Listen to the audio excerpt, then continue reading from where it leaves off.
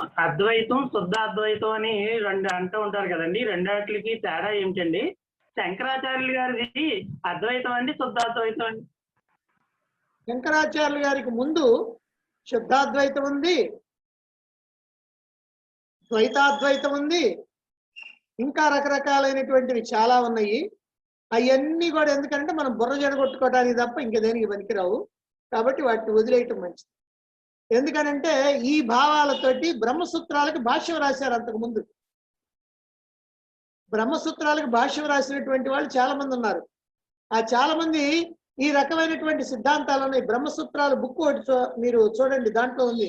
మొట్టమొదటి ఉపోద్ఘాతంలో ఇచ్చాను రకరకాలైనటువంటి సిద్ధాంతాలు.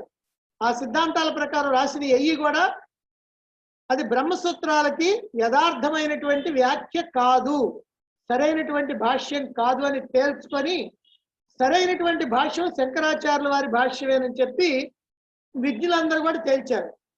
అందుకని శంకరాచార్యుల వారి భాష్యమే చాలా ప్రధానంగా నిలబడ్డది.